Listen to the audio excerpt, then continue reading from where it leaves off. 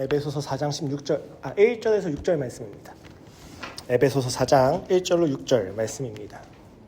성령론 시리즈 35번째 시간이고 교회와의 관계에서 성령을 살펴보는 8번째 시간입니다. 성령이 하나 되게 하신 것이라는 제목으로 에베소서 4장 1절로 6절 우리 함께 보도록 하겠습니다. 모두 찾으셨으면 저 한 번, 여러분 한 번 교독하도록 하겠습니다.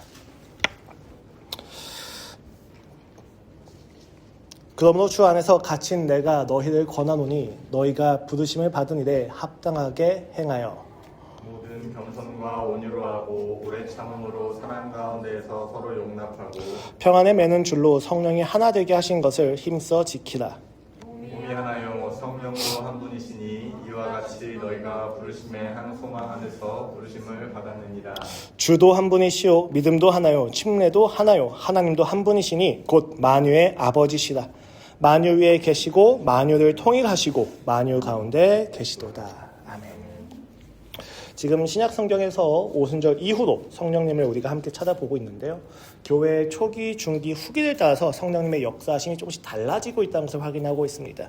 지난주까지 저희는 교회의 초기 시작 역사 가운데서 성령님이요 시작하시고 은혜의 말씀에 집중해서 황제 숭배나 철학과 이교도나 유대교도 구별시키시고 권능을 주셨고 임박한 재림에 대한 신앙을 가지고 어떻게 우리가 살아갈 수 있는지에 대해서 함께 살펴보았습니다. 그리고 이제 우리가 중기에 접어들게 됐어요.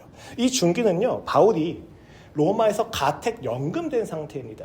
성교의 제동이 걸린 상태인 거죠. 이 성교의 제동이 걸린 상태에서 바울이 소아시아의 교회를 보니까 많이 말씀이 전파되긴 했는데 그들이 서로 하나라고 하는 것에 대한 생각이 없는 상태이고 또 외부적으로는 굉장히 강대한 영지주의와 혼합주의 공격을 받고 있는 중에 있습니다. 그러한 공격들 가운데서 바울이 에베소서와 골로새서와 빌립보서와 빌레몬서를 쓰면서 그들의 하나됨에 대한 이야기를 하기 시작하는데요. 왜냐하면 많은 사람들이 그들을 공격하면서 야 예수님만 믿는 거 가지고는 부족해 라고 이야기하기 시작했기 때문이에요. 예수님을 믿는 것으로만 하나가 되고 있는 교회였는데 거기서 예수님을 믿는 것만은 부족해. 예수님 다시 안 오시잖아. 너희 그렇게 열심히 신앙생활 했는데 여전히 분란 가운데 있잖아. 그러니까 예수님 외에 율법이 필요하고 예수님 외에 다른 사상이 필요하고 예수님 외에 다른 무언가 수단들이 필요해 라고 하는 것들이 막 들어오기 시작하는 거예요. 그러다 보니까 교회가 분열 가운데 있게 됩니다.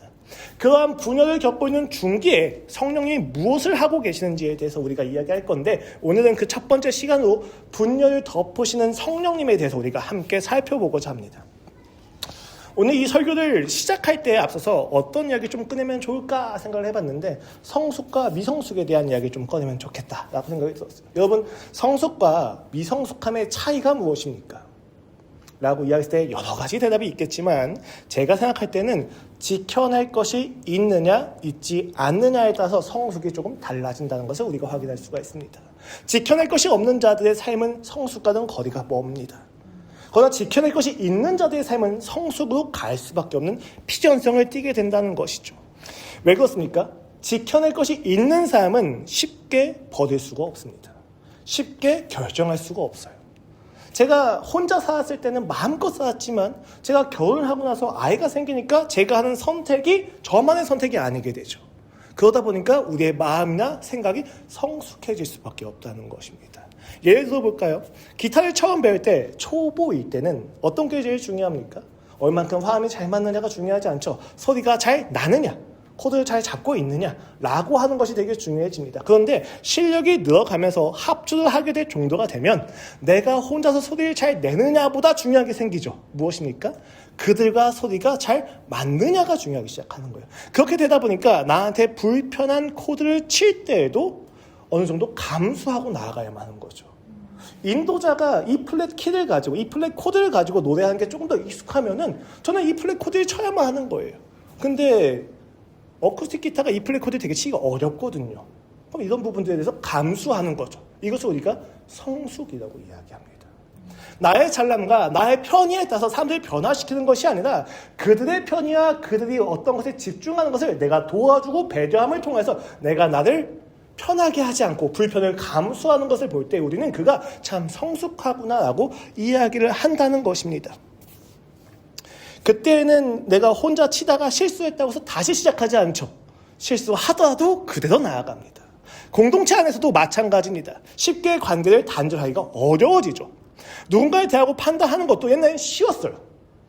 제가 목회자의 자리가 아니고 담임의 자리가 아니었다면 조금 더 쉽게 했었을 거예요. 쉽게 판단하고 쉽게 이야기하고. 근데 내가 어느샌가 교회 전체를 맡게 되고 여러 가지 역동을 확인하게 되면서 그 관계를 지키기 위해서는 내가 쉽게 판단하고 쉽게 말하면 안 된다는 사실 깨닫게 되어져 가는 거죠. 성숙이라고 하는 것은 결국 무언가를 지킬 것이 분명해졌을 때 생긴다는 것입니다. 그럼 무엇을 지켜야만 하느냐? 관계를 지킬 수도 있고 체면을 지킬 수도 있고 내가 생각하는 옳음을 지킬 수도 있습니다. 그런데 중요한 건요. 무엇을 지키든지 간에 지키는 게 생긴 자들은 무언가를 포기하게 된다는 것입니다. 우리는 기본적으로 자기중심적인 사고방식에서 모든 걸 끌어안고 가고 싶어요. 모든 걸 다 잘하고 싶은 거죠. 그런데 성숙으로 가게 되면 지킬 게 생긴 자들은 이것을 지키기 위해서 무언가를 반드시 버려야 된다는 사실을 깨닫게 됩니다. 1세기 교회도 마찬가지였습니다. 초반에는 그 복음이 황제, 유대교, 이교도 철학과 구별되는데 거리낌이 없고 주저함이 없었어요. 그런데 확장이 되면서 많은 자들이 믿게 되고 그 안에 헬라인도 있고 유대인도 있고 노년도 있고 장년도 있고 어린이도 있고 노예도 있고 주인도 있게 되면서 그때부터 이들을 하나로 묶어내기 위해서 무언가를 포기해내야만 했습니다. 그 전까지는 저절적으로 나가서 예수 그리스도 외에는 아무것도 없다고 이야기했지만 이들을 하나로 만들기 위해서 되게 세심한 정문에서 그 분열과 그 불안을 막아내기 위해서 교회의 지도자들이 무언가를 포기하기 시작했다는 거죠. 여러분 여기서 잠깐 세상을 생각해 보십시오. 세상은 어떻게 자기를 지켜냅니까? 그들은 자신의 공동체를 하나로 만들기 위해서 외부의 적을 만듭니다. 그 외부의 적을 향해서 분노가 쏟아질 때 그들은 하나가 되는 것이죠. 혹은 그 지켜내야만 하는 어떤 딜레마를 마주하는 것 자체에서 회피를 해서 방종으로 그들을 이끌어갑니다. 대한민국 역시도 그 3S 정책을 통해서 정치에 대한 관심을 다 흩어버리는 것을 통해서 하나가 되었었죠. 이렇게 세상은요. 외부의 희생양을 만들거나 스스로 방종을 향해서 나가는 회피를 통해서 자신들이 지켜야 될 것들에 대해서 지켜내려고 합니다. 그러나 그러한 방식 가운데서 진짜 하나됨은 지켜지지 않습니다. 그들은 어느 때나 결국에 또 다른 적이 나타나면 하고 또 다른 누군가가 희생되어야 하며 그 희생양이 결국 자기 자신이 될 수 있어야 하는 사실 역시도 간과하게 되기 때문인 것이죠. 더 나아가서 회피해 보시죠. 회피하고 또 회피하면 어느샌가 다시 원점으로 돌아와서 마주할 수밖에 없는 게 그들의 현실입니다. 그런데 교회는 다릅니다. 우리는 여기서 두 가지의 질문을 하게 됩니다. 그렇다면 우리가 지켜내려고 하는 것이 무엇이냐라고 하는 것이고 두 번째는 우리가 지켜낼 것이 분명할 때 어떤 방식으로 지켜낼 수 있느냐에 대한 이야기죠. 오늘 본문은 그것을 분명하게 이야기해주고 있습니다. 우리가 무엇을 지켜내야만 하는지 그리고 우리가 지켜내야만 하는 것을 어떠한 방식으로 지켜내야만 하는지에 대해서 이야기를 하고 있다는 것이죠. 오늘 본문을 통해서 이것을 살펴보면서 우리는 우리의 인생에서 우리의 신앙이 어떻게 해야 더 성숙해져 가는지에 대해서 깊이 이해할 수 있게 될 것입니다. 여러분 우리가 제일 먼저 무엇을 지켜내는지에 대해서 이야기를 좀 해야 되는데 지켜내야 할 것에 대해서 착각을 하게 되면 굉장히 많은 그 치명적인 리스크가 발생을 하게 됩니다. 좋은 아빠가 되기 위해서 돈을 벌어왔어요. 근데 나이가 들어서 돈은 많이 있지만 정작 지키고자 했던 가족은 해체가 되었다면 우리는 어떠한 생각을 하게 되겠습니까? 내가 마땅히 지켜낼 것을 지켜냈다고 생각을 하겠습니까? 아니죠. 이게 어떤 결과냐면 내가 무엇을 지켜내야만 하는지에 대해서 혼란을 겪은 증거입니다. 분명 가족을 지키기 위해서 살아왔는데 어느샌가 그 가족을 지켜내기 위한 수단에 매몰되어져 버리는 거죠. 우리가 교회를 지키기 위해서 헌금을 하고 헌신을 하고 여러 가지 노력을 했는데 어느샌가 교회를 지키는 것보다 이 교회를 지키는 수단으로서 나의 헌신과 나의 율법과 나의 헌금을 더 지키려고 하는 거예요. 그럼 그때부터는 이 헌신을 지켜내기 위해서 교회를 망가뜨리는 건 역시도 감수하게 됩니다. 광기죠. 그 결과가 좋지 않다는 것을 아는데도 불구하고 막지 못하는 거예요. 왜요? 우리 안에는 예수 그리스도가 주인 되신 자리가 비게 되면 어느 때나 그 주인 되신 자리에 다른 걸로 채우려고 하는 경향성이 있기 때문이에요. 우린 그렇게 수단에 매몰되어져 버리는 겁니다. 이 수단밖에 없다고 생각을 하는 거죠. 특히 세상이 그것에 혼란을 많이 주는 거예요. 야, 네가 교회를 지키려면 무엇이 필요하다고 했었을 때 우린 복음이 필요합니다. 너무 당연하게 여기고 복음 외에 다른 것을 필요로 합니다. 근데 복음은 당연한 거지. 그 복음 위에 나의 율법이 필요해. 나의 헌금이 필요해. 나의 잘 되는 사역이 필요해. 라고 생각을 하게 되는 거예요. 그렇게 되면 우리의 인생이 조금씩 망가지기 시작합니다. 교회를 지키기 위해서 노력을 해왔는데 정작 지켜내야만 하는 한 영혼은 잃어버리게 되는 거죠. 그 부분에 대해서 바울은요, 오늘 분명하게 이야기합니다. 너희가 지켜내야 될 건 교회의 하나됨이다 라고요. 이 교회가 하나 되었다는 사실을 지켜내기 위해서 너희가 힘써야 된다라고 이야기합니다. 사실 여러분, 에베소서는요, 에베소 교회 하나에만 보내는 서신이 아니에요. 로마에서 가택연금을 당한 상태에서 바울이 소아시아에 있는 모든 교회를 대상으로 서신을 쓴 게 에베소서예요. 제일 첫 번째가 에베소 교회에서 에베소, 고린도 이렇게 돌아가면서 하는 회담 서신이라고 이야기하죠. 모든 교회가 읽기를 의도해서 썼다는 것입니다. 그렇기 때문에 우리는 여기서 무엇을 확인해야 되냐면 당시의 소아시아 교회가 황제 숭배로 인한 비아냥과 적대감과 핍박들 그리고 유대인들의 공격들에 앞서서 그들이 굉장히 많은 홍역을 치르고 있었다는 사실을 알고 있어야 돼요. 바울이 그것을 아는 상태에서 그들에게 편지를 하고 있다는 거죠. 앞서 말씀드렸습니다. 그들은요 지금 확장되고 있는 가운데서 그 안에 굉장히 많은 부조가 섞여져 있어요. 그 많은 부조들을 서로 배려하고 세심하게 챙기다 보니까 오히려 하나 되기 위해 했던 방법들이 그들끼리 당파를 만들기 시작합니다. 고린도 교회만 봐도 어떻습니까? 바울파, 아볼로파, 게바파, 예수 그리스도파가 서로 각자의 주장을 주장하면서 분열을 일으키고 있잖아요. 그러한 상황 가운데서 바울이 그 사역을 쉬고 있는 가운데에서 가택연금된 상태에서 그들에게 편지를 보낸 게 에베소서입니다. 그래서 이 에베소서에는요, 그 분열을 막을 수 있는 굉장히 중요한 비결이 하나가 있습니다. 그래서 바울은요, 1장 3절을 보시면요, 찬송하리로다 라고 시작을 해요. 교회의 하나됨을 지키기 위해서 야 교회가 이런 거 지켜야 되고 이런 거 해야 되고 야 이런 게 도덕이고 이런 게 도의야라고 얘기하지 않습니다. 1장 3절에서 그가 시작하면 찬송하리로다 라고 이야기하고 1장 3절부터 14절까지 굉장히 긴 한 문장을 통해서 삼위일체 하나님께서 너희를 만드셨다라고 이야기합니다. 그리고 그것을 기초로 그 바울이 에베소서 1장을 어떻게 마무리합니까? 교회는 예수 그리스도의 지체고 몸이고 충만이니 이 만물을 충만하게 하신 이의 충만이다라고 이야기 고백을 하는 거예요. 무슨 이야기예요? 1에서 3장이 다 사실 그 얘기입니다. 이 1장 3절부터 14절에 삼위일체 하나님의 사역의 결과로 교회가 나왔다라고 하는 걸 1장, 2장, 3장에서 더 되풀이하면서 강하고 세심하게 이야기하는 거죠. 그러니까 바울이 무슨 얘기를 하냐면 교회가 하나 된 것을 지키는 데서 가장 중요한 건 너희가 어떤 의지를 가져야 되는지, 너희가 얼마나 높은 이상을 가져야 되는지가 아니라 이 교회를 만드신 분이 삼위일체 하나님이시란다. 근데 그 삼위일체 하나님을 이야기하려고 하는데 쓰려고 하다 보니까 바울이 찬송이 터져 나오는 거예요. 그래서 찬송하리로다라고 시작을 하면서 이걸 쭉 이어져 가는 겁니다. 결국 이 교회의 하나됨이라고 하는 것은요, 오늘 본문 말씀에서 6절에서 4절에서 6절에서 이야기하는 것처럼 몸이 하나고 주도 하나고 성령도 하나고 성부 하나님도 하나다라고 이야기한 것을 보면서 야 삼위일체 하나님이 하나시니까 우리도 하나여야 돼라고 이야기를 하는 거예요. 내가 거룩하니 너희도 거룩하여져라. 내가 구별됐으니 너도 구별되어야 된다고 하는 이야기의 신학적인 재해석이 하나됨이라고 하는 것입니다. 굉장히 놀라운 것이죠. 여러분, 우리는 이 대답이 굉장히 간단하다는 걸 알고 있습니다. 그렇지, 하나님이 하나니까 우리도 하나가 되어야지. 근데 이 대답이 얼마나 충격적인지에 대해서 우리가 좀 더 깊이 묵상해야만 합니다. 왜냐하면요, 당시에 바울이 그 하나됨을 그렇게 강조하고 지켜내야 된다고 하는 이유는요, 이 교회의 하나됨이야말로 복음의 능력이 이 땅에서 증명되는 유일한 방법이기 때문이에요. 또한 삼위일체 하나님의 사랑과 교제에 참여하는 유일한 대안의 공간이기 때문이다. 이 교회의 하나됨이 아니면 이 땅은 하나님을 볼 수가 없다는 것입니다.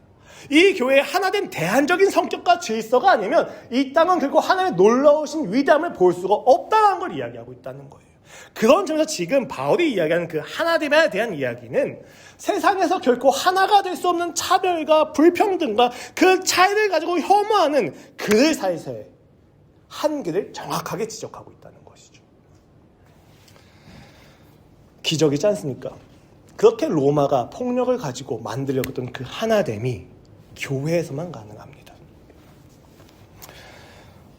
나사렛의 촌구석에서 시작된 한 사람의 운동이 그들이 만들어낸 벽을 허물기 시작했다는 것이죠. 그래서 2장 13절에서 이렇게 이야기합니다. 이제는 전에 멀리 있던 너희가 그리스도 예수 안에서 그리스도의 피로 가까워졌느니라. 그는 우리의 화평이신지라 둘로 하나를 만드사 원수된 것 곧 중간에 막힌 담을 자기 육체로 허시고. 여기서 하나됨은 단순히 윤리와 도덕이 이야기하는 화평과 화목을 이야기하는 것을 넘어서는 것이죠. 어떤 이야기입니까? 진짜 교회만 보여줄 수 있는 평화의 질서가 있다는 것입니다. 오늘날 그리스도인들 생각해 보십시오. 오늘날 우리는 모두 다 시장 경제 질서 안에 놓여져 있어요. 그렇게 우리는 서로를 비교하고 서로의 가격과 품질과 화려함을 비교합니다. 그 옛날에 에녹과 후손 라멕이 만들어냈던 그 도시의 문화가 우리를 비인격화시켰던 것을 그대로 따라가서 가인이 아벨을 죽여야만 스스로가 살 수 있고 인정받을 수 있다고 착각했던 것처럼 오늘날 우리는 그 시장 경제의 질서 안에 들어가서 저 사람을 내가 먼저 짓밟으면 내가 인정받을 수 있다고 생각하고 있는 착각 속에 있다는 것이죠. 이 착각 속에 있기 때문에 우리는 결코 하나가 될 수가 없습니다. 왜요? 하나가 된다는 건요, 내가 만인 지상의 위치에서 모든 삶을 통제하는 하나만 있을 뿐이지 모두가 평등한 상태에서 하나가 되는 것을 꿈꿀 수가 없다는 거예요. 세상은 불가능합니다. 폭력이 필요하고 또 강제적인 수단이 필요하고 통제할 수 있는 수단이 필요하다는 것이죠. 그것만을 우리는 하나라고 배워왔습니다.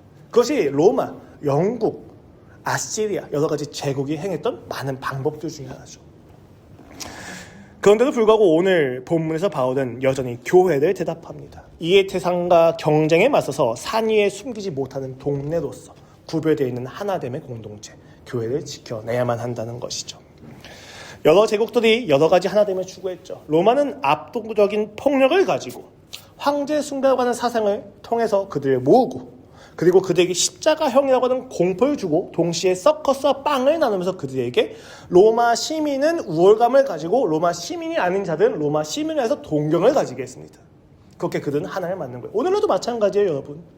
자본주의 사회 속에서 우리는 흔히 2%, 상위 2%가 부의 대부분을 독점하고 있는 것을 비판하지만 진짜 자본주의 문제는 무엇입니까? 상위 2%가 아니라 상위 2%가 어떻게든 되고 싶어하는 98%가 진짜 문제예요. 지금 로마가 그대로입니다. 그들은 그러한 방식으로 하나됨을 만들고 있었다는 것이죠. 그 로마 이전에 알렉산더는 어땠습니까? 알렉산더 대왕 역시도 스스로를 제우스라고 이야기하면서 그들로 하여금 구심점을 삼아주고 폭력 이후에 어떤 이야기를 해요? 각 도시마다 알렉산드리아라고 하는 도시를 세워서 문화적인 동화 정책을 펼칩니다. 이때 굉장히 중요한 수단 중에 하나가 결혼이에요. 혼합주의를 선택하는 거죠. 가족을 묶어버리는 겁니다. 그런데 그 알렉산더 대왕의 헬라 제국도 망가집니다. 되지가 않는 것이죠. 제국은 폭력이나 회유나 핍박이나 유혹을 가지고 하나됨을 만들려고 하지만 결국 그 방식은 각자 한계에 마주친다는 것이죠. 그런데 교회는 좀 다릅니다. 교회의 하나됨은요, 폭력에 의한 강제보다는 감화였습니다. 그리고 이 감화를 가능하게 만든 것은 실질적으로 사랑을 살아내신 역사적 사건으로서 그의 죽으심과 부활이며 이를 기초로 성령이 역사하신 결과였다는 것이죠. 그래서 우리는 이 하나됨이 유대교와 황제 숭배와 이교도와 철학 학파들과 구별된다는 사실을 알게 돼요. 좀 다른 하나됨인 것이죠. 그래서 그 하나됨을 가능하게 하는 동력과 방법도 나왔습니다. 그래서 바울이 오늘 보면서 뭐라고 이야기해요? 3절에서 평안에 매는 줄로 성령이 하나 되게 하신 것을 힘써 지키라라고 이야기합니다. 여기서 놀라운 어법이 나오는데 세상은 하나 되게 하자라고 이야기를 하는데 오늘 바울은요, 하나 되게 하신 것을 힘써 지키라고 이야기합니다. 우리가 의지를 가지고 하나됨을 만들어야 되라고 이야기하지 않아요. 왜요? 하나됨을 만들려고 하면 내 수단과 내 방법을 가지고 통제하려고 하거든요. 근데 지금 바울은 그 전에 뭐라고 이야기해요? 성령님이 평안의 매는 줄로 하나 되게 하신 것이 있어. 그것을 지켜야 돼, 얘들아 라고 이야기하는 거예요. 성령님의 방법으로만 지켜야 돼 라고 이야기를 한다는 것이죠. 근데 그 지키는 방법이 무엇입니까? 오늘 본문에서 뭐라고 이야기하고 있어요? 2절입니다. 모든 겸손과 온유도 하고 오래 참으로 사랑 가운데서 서로 용납하고 이게 하나됨을 지키는 방법이라고 이야기를 하고 있는 것이죠. 세상과는 정반대의 방법을 쓰고 있다는 것입니다. 여러분, 이러한 사실이 중요한 까닭은 무엇입니까? 윤리와 도덕으로 신앙이 단순화시킬 수 없다는 사실이 있습니다.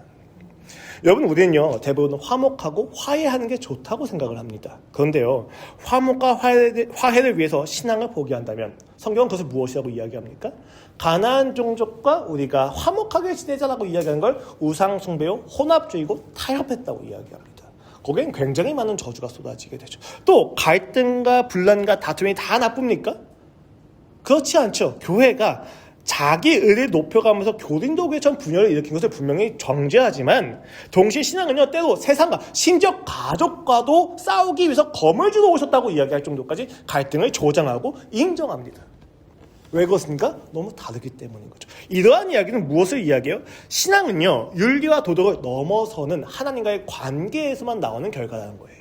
화목과 화해가 있다라는 것이 중요한 게 아닌 거예요. 다툼이 있다 할지라도 거기에 예수 그리스도가 계시느냐, 화목하다고 했는데 거기에 예수님이 없다면 그것은 하나됨이 아니라는 것입니다.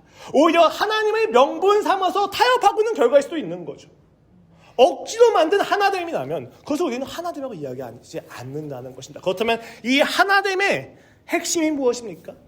보기에 좋고 보기에 화목함이 가득하고 서로 가진 것을 나누는 것이 아니라 하나됨의 유일한 표징은 서로가 예수 그리스도를 주로 고백하고 있는지에 대한 이야기입니다. 그것이 있는 공동체만이 다툼이 있다 할지라도 하나됨이라고 이야기하는 거예요. 다툼이 없는 공동체가 하나됨이 아니라 다툼이 있다 할지라도 예수 그리스도의 이름이 주로 고백이 된다면 그들에겐 소망이 있다라고 오늘 본문은 이야기하는 것이죠. 그래서 뭐라고 이야기해요? 4절부터 6절까지는 주도 하나고 성령도 하나고 하나님도 한 분이시다. 왜 계속 그 얘기를 합니까? 그분이 한 분이시니까 너희도 하나 되어야지 라고 하는 것과 동시에 너희의 하나됨의 핵심은 너희가 서로 호호하하하는 것이 아니라 예수 그리스도를 지금 고백하고 있느냐 있지 않느냐에 대한 이야기하는 것이죠. 그럼 이제 우리는 그 하나됨에 힘써 지켜낼 방법이 무엇인지 이야기해야 돼요. 그래, 우리가 지켜내야 될 건 하나됨인데 그 하나됨의 핵심은 주 예수 그리스도를 주로 고백하는 것에 있구나. 이것에서만 진짜 하나됨이 있구나. 그렇다면 이 하나됨을 지키기 위해서 우리는 어떻게 해야만 하는가 고민해야만 한다는 것이죠. 여러분, 중요한 건요, 지켜내고자 하는 내용에 따라서 지켜낼 수 있는 방식이 다르다는 겁니다. 내가 지켜내야 될 게 얼음이에요. 그럼 제가 지켜내는 방식으로 무엇을 선택해야만 합니까? 냉각기를 선택해야겠죠. 그때 내가 경계해야 될 건 불입니다. 따뜻한 분위기고. 내가 지켜내야 될 게 불입니다. 그러면 비가 오거나 습도를 조심해야겠죠. 내가 무엇을 지켜내야만 하는지에 따라서 무엇을 경계하고 이것을 어떻게 지켜내야 될지 우리가 고민을 할 수 있게 된다는 것입니다. 만약에 이 땅의 나라가 권력과 계급으로 운영이 된다고 한다면 이 국가는 이 권력 구조를 바꿀 수 있는 하층민의 반란을 경계하기 위해서 그들에게 돈을 뿌리고 유혹을 하고 핍박을 할 것입니다. 돈으로 유지되고 있는 나라라면 그 자본주의 경제를 지키기 위해서 그들이 끊임없이 로비를 하고 거래를 하기 시작할 거예요. 그렇다면 하나님의 나라를 지키기 위해서 성령님이 평안을 매는 줄로 하나 되게 하신 교회를 지키기 위해서 우리에게 필요한 것이 무엇입니까? 아까 말씀드렸던 2절 말씀입니다. 무엇이죠? 겸손과 온유와 오래 참음으로 사랑하는 것을 서로 용납하고. 여러분, 지금 여기서 표현하고 있는 가치들은요, 다 로마 제국에서 노예들이나 지켜내야 될 미덕이에요. 로마 사회는 기본적으로 힘의 사회이기 때문에 헤라클레스가 모델링이었어요. 강한 자, 내 마음대로 해도 아무도 뭐라고 할 수 없는 자. 근데 거기서 겸손이 있다고요? 온유가 있다고요? 사랑으로서 용납한다고요? 있을 수 없는 이야기입니다. 그것은 미덕이 아니라 조롱과 비아냥이었다는 것이죠. 일부 스토아 학파나 여러 가지 다른 철학의 종파가 아닌 이상이야 로마 사회에서 이러한 가치들은 무시당해왔습니다. 그런데 지금 바울은 그것을 이야기하고 있어요. 왜 그럴 수 있느냐? 여러분, 오늘 본문 말씀 1절을 보십시오. 바울이 스스로를 뭐라고 표현합니까? 주 안에서 갇힌 내가 라고 이야기합니다. 여러분, 이 표현이 얼마나 용기 있는 표현인지를 아셔야 돼요. 당시에 바울이 사도성에 대한 공격을 많이 받았었거든요. 야, 니까짓 게 무슨 사도야? 라는 얘기 들었단 말이에요. 근데 그 근거 중에 하나가 뭐예요? 야, 니가 사도인데 로마의 폭력과 지배 하나도 못 이기는데 무슨 사도야? 라고 이야기 들었던 거예요. 니가 무슨 능력이 있어? 맨날 잡히고 맨날 맞아 죽고 맨날 버려짐을 당하는 니가 무슨 하나님의 사도야? 라고 하는 공격을 당하고 있었다고요. 근데 바울이 지금 어떻게 고백을 해요? 주 안에서 갇힌 내가. 부끄러워하지 않습니다. 그리고 자기가 로마에 의해서 지금 제약을 당하고 있다고 얘기 안 하죠. 뭐라고 얘기해요? 주 안에서 내가 갇혀있다고 얘기합니다. 나의 모든 주도권과 나의 모든 자율성이 주 예수 그리스도의 그 하나님의 놀라운 섭리 안에서 내가 갇혀있고 그 안에서만 내가 순종하여서 그 반경에서만 움직이고 있는 내가라고 이야기하는 거예요. 가택이 연금된 상태에 대한 해석이 다른 거죠. 많은 사람들이 야, 로마도 못 이기는 사도구나 라고 얘기할 때 그는 나는 주의 뜻을 따라서 지금 폭력을 행사하지 않고 순종으로 갇혀있다라고 이야기를 합니다. 놀라운 해석의 전환인 거죠. 그리고 그 해석의 전환에 따라서 그들에게 하나됨을 이야기하는 이유는 무엇이에요? 야, 너희가 지금 여러 가지 핍박을 당하고 있는 상태에서 이 모든 핍박을 정치적으로 이겨내고 물리적으로 이겨내야 된다고 착각을 하고 있는데 그런 방식으로는 하나가 될 수가 없단다. 로마를 봐라. 그들이 하나처럼 보이니? 아니잖아. 그럼 우리의 하나 되면 어떻게 지킬 수 있는 거야? 성령님께서 평안의 매는 한 줄로 묶으셨다는 것. 온유와 겸손과 사랑으로 용납하는 것으로만 너희가 하나 될 수 있잖아. 날 봐. 내가 주 안에 갇혀 있잖니. 여기에 진정한 평안이 있단다라고 그들에게 이야기해주고 있다는 거예요. 복음의 본질이 다르다는 것이죠. 교회가 주관하는 하나님이 전혀 다르다는 것입니다. 그렇게 해서 그들은 만물을 충만하게 하시는 이에 충만함이 됩니다. 이 만물에 하나님의 나라를 전하게 하는 데 있어서 수단이 되게 하시는 거죠. 왜요? 어디에서도 보지 못했던 평안이 그들에게 있다는 겁니다.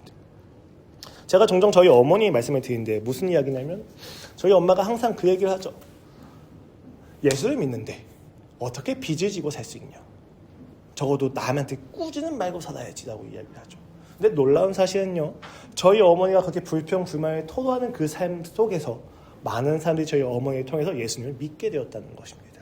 그럼 그들이 하는 말은 무엇입니까? 저렇게 힘든 상황 속에서도 어떻게 저렇게 신실하고 성실할 수 있느냐? 왜 무너지지 않느냐?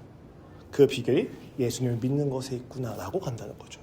우리는 종종 우리의 잘남을 가지고 사람들에게 영향을 끼치려고 하지만 하나님은 도리어 우리의 연약함과 무너짐과 아픔을 통해서 하나님이 얼마나 위대하신지를 보여줍니다.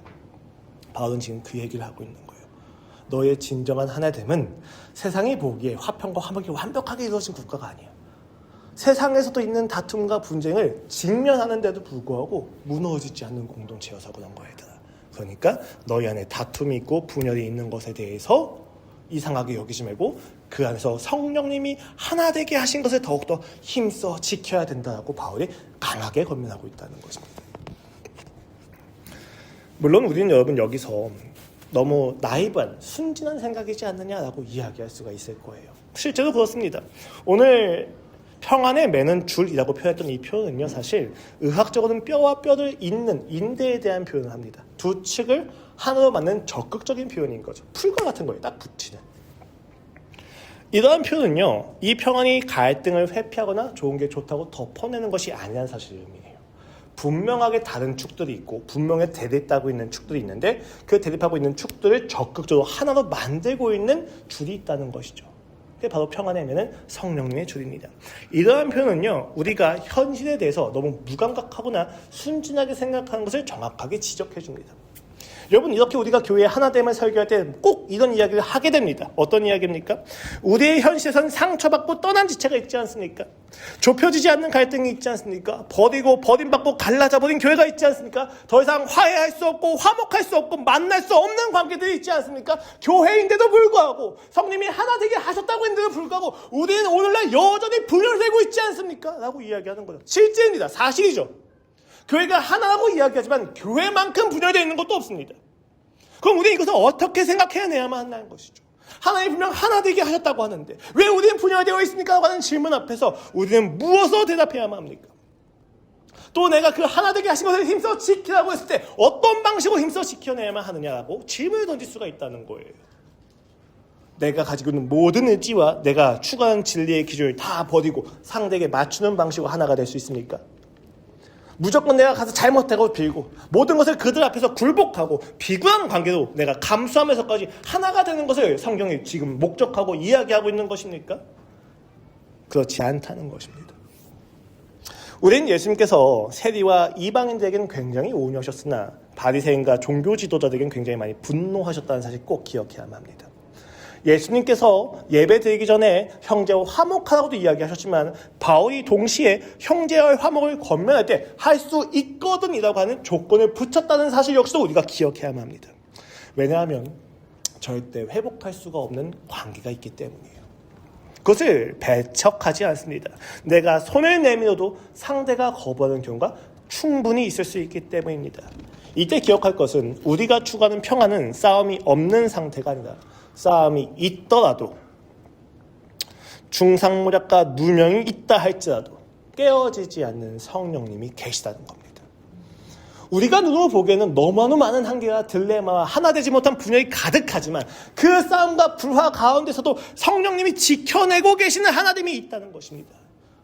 여러분, 에베소서에서 우리가 교회로는 이야기할 때 에베소서가 교회의 백미다라고 이야기하지만 사실 에베소서의 교회를 실현할 수 있었던 교회가 있습니까? 거의 없죠. 심지어 에베소서마저도 1에서 3장 끝나고 나선 분열을 전제로 두고 그들에게 그 분열 가운데 힘써 지키라고 이야기하지 않습니까? 교회는 사실 고린도와 같습니다. 고린도 교회가 서로 분열하고 당파짓고 식사 순서 가지고 싸우고 이게 사실 진짜 교회거든요. 근데 이렇게 싸우는 가운데에서 바울이 이야기하는 하나 되면 무엇입니까? 너희들 세우시고 너희들 지으시니까 하나님이시니까 그 하나님을 믿는다면 우리는 종국 그 마지막 날에 그 하나님을 누리고야 말 거다. 그러니까 너희는 그 하나됨만을 지켜라라고 이야기하는 겁니다. 우리가 지켜야 될 건 그냥 피상적이고 외면적인 화목과 화해가 아니라 하나님이 힘써 지키고 계시는 그 놀라운 신앙 고백을 지키고 있다는 거죠. 그 고백을 지키는 한 교회는 무너지지 않는다는 것입니다. 그 고백을 지키고 있는 한 분열은 있을 수 없다는 것입니다. 우리가 하나가 되기 위해서 하나님을 쫓는 게 아닙니다. 하나님을 쫓다 보니까 자연스럽게 하나가 되는 것이죠. 원리적인 하나가 우리에게 선포되었다는 것을 기억하고 고백하게 한다는 것입니다. 이때 하나가 된다는 것은요, 무작정 화해하거나 무작정 사랑을 품는 것이 아니라 갈등과 다툼을 대하는 성도의 자세를 이야기하게 됩니다. 당장 네가 가서 화해해라 정도가 아니라 너희가 교회 내에서 그리고 이 땅 가운데서 보게 되는 그 부당함과 부조리함과 딜레마들 가운데 그 분열 가운데 너희가 어떤 자세를 취해야 되느냐? 결국에 하나님 그 마지막 날에 예수 그리스도를 보내신 것을 통해서 이 땅을 하나로 만드실 것을 너는 믿어 고백해야 된다. 그리고 그렇게 하나가 된 것처럼 살아내라는 것입니다. 미래에 오게 될 그 하나님 나라를 오늘 있는 것처럼 살라고 하는, 그래서 믿음인 거예요. 믿을 수가 없거든요. 당장 우리 눈에 보이는 현실이 어떻습니까?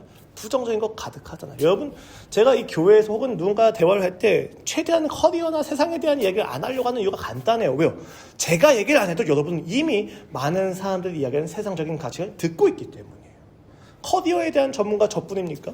진로 코칭 저만 해줄 수 있겠습니까? 아니죠. 많은 사람들이 진로 코칭해주고 커리어를 얘기해줄 거예요. 그들이 이야기하는 그 세상의 높아짐의 모든 조건들을 다 들 수 있을 것입니다. 교회가 아니라면 들을 수 없는 이야기가 있어요. 그것이 무엇입니까? 세상의 방법이 아니더라도 우리는 이미 하나가 되었다는 것, 이미 하나님의 나라가 임했다는 것, 그것을 믿고 살라는 것입니다. 너희가 하는 모든 노력과 고통과 아픔과 그런 비참함들을 감수하는 그 삶들이 아무 의미 없어 보일 수 있겠지만 사실 그 모든 것이 오셨을 때 칭찬받아 마땅한 일이 될 거라는 것을 이 교회는 선포하지 않습니까?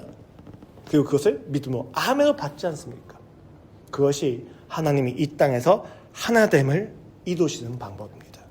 그러니 여러분, 성령님을 따라 이미 여러분의 삶에서, 사회에서, 공동체에서 하나 되게 하신 것을 힘써 지키셔야만 합니다.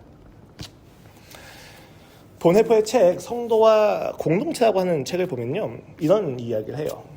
인간적인 이상을 사랑하는 사람들은 공동체를 파괴한다 라고요.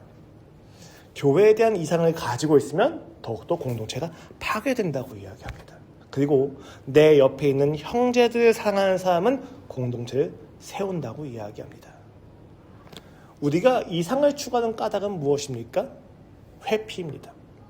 당장 내 옆에 있는 형제들의 아픔과 소외됨을 사랑할 수 없는 자신의 부조리함과 무족함을 내가 명분을 추구하고 있다고 하는 놀라운 이유 앞에서 다 없애버리는 거죠. 그것은 이상에 대한 추구는 대부분 회피와 합리화가 가득하다는 사실 기억하셔야만 해요. 이것을 어떻게 구별하느냐? 그 이상을 추구한 결과가 그 주변에 화목과 화해와 평안이 아니라 분열이 가득하다면 100%입니다. 그는 그 이상을 살아내는 것보다 이상을 주장하는 것에서 멈춰 있다는 것이죠. 그런 자들이 교회를 분열시킨다고 하는 겁니다.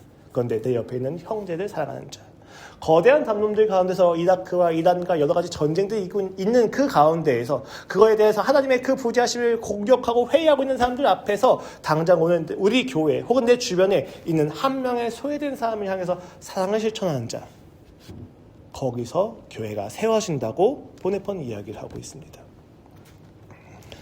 그리고 오히려 그 이상적인 공동체가 깨지는 순간에 우리는 성령님이 하나 되게 하시는 역사를 볼 수가 있다고 이야기하는 것이죠.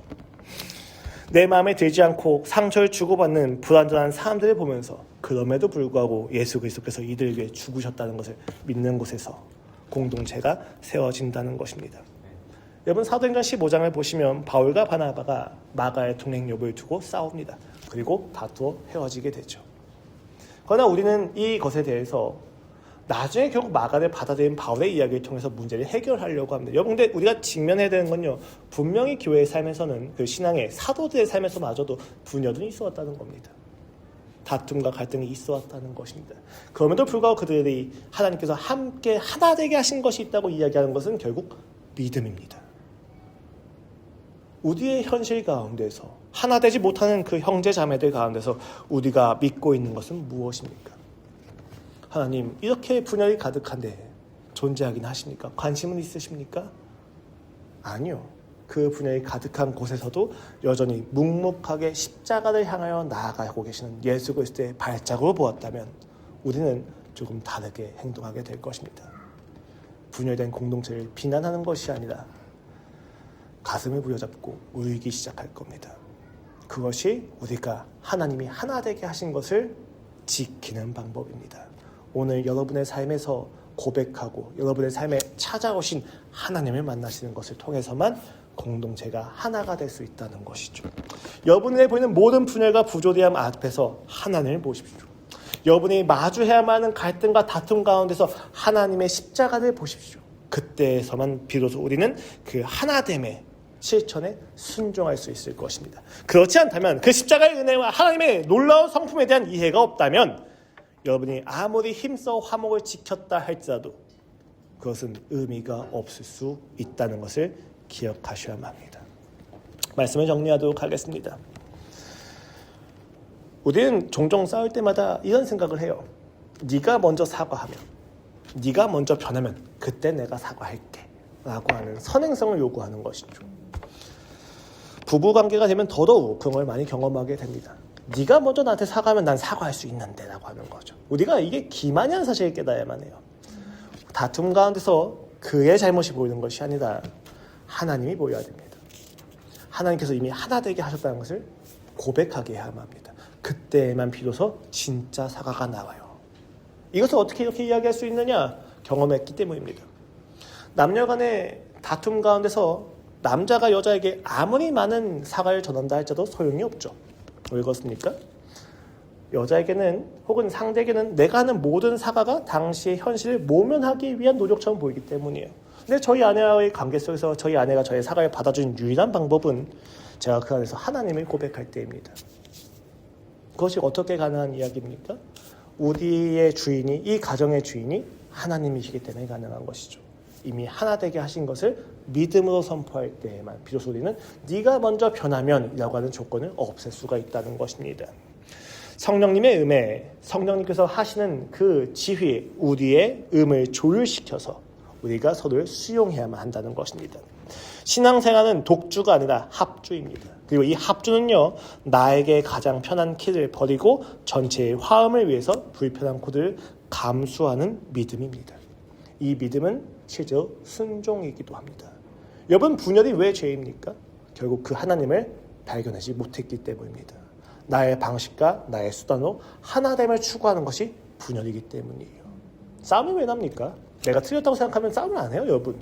내가 옳다고 생각하니까 싸우는 거죠. 내 방법은 하나가 돼야 된다고 생각하니까 싸우는 거예요. 하나님의 방법을 보지 못하고 하나님을 만나지 못했을 때 우리가 경험하는 것이 분열입니다. 그렇기 때문에 우리의 하나됨은 제일 먼저 하나님에 대한 고백에서 시작되어야 됩니다. 이 고백은 명제에 대한 이야기가 아니라, 명제도 있어야 되겠지만 하나님과 나의 관계에서 그가 이 상황에서 누구를 향하여 마음을 가지고 계신지에 대한 마음을 발견하는 것에서 시작이 되어야 된다는 것이죠. 내가 옳다고 믿고 있는 운지법만 고집한다면 평안의 화음은 깨지고야 말 것입니다. 이번 한 주 도저히 이해할 수 없는 지체를 마주하기를 바랍니다. 내 기준으로는 그 사람을 뜯어 고치려 하고 싶은 마음이 들기를 권면합니다. 그러나 그 자리에서 우리를 하나의 악보 위에 올려두신 성령님 역시도 경험할 것을 믿습니다. 그 성령님의 마음에 우리의 주파수를 맞추어서 기꺼이 한 음을 낮추고 내게 불편한 자리에 내어줌으로 성령님께서 불협화음을 화음으로 만드시고 마침내 위대한 교향곡으로 만들어내실 것을 믿으십시오. 그 성령님의 장엄한 화음 가운데서 우리는 한껏 적셔서 주님을 찬양하게 될 것입니다. 함께 기도하시고 오늘 말씀을 예배를 마치도록 하겠습니다. 하나님 감사합니다. 오늘 우리의 삶에서 다시 한번 하나님을 추구하고 다시 한번 하나님을 만나야만 하는 이유를 발견하게 됩니다. 주님이 아니면 불가능합니다. 주님의 나라가 임하지 않으신다면 될 수 없습니다. 그러니 주님, 우리로 하여금 하나님을 더욱 깊이 만나게 하여 주시옵소서. 더욱 알아가게 하여 주시옵소서. 우리가 마주하는 많은 부조리와 분열과 아픔들과 그 전쟁의 참혹함 가운데에서 가장 먼저 하나님의 마음을 깨닫게 되어서 예배가 없는 곳에 가서 예배가 회복되기를 원하는 갈망을 가지고 그곳에서 예수 그리스도가 주라는 사실을 고백하게 하여 주시옵소서. 그 주를 고백하는 고백 가운데에서 주님이 주신 진정한 나라의 하나됨이 있을 줄로 믿습니다. 감사합니다. 주님, 예수 그리스도의 이름으로 기도합니다. 아멘. 우리 함께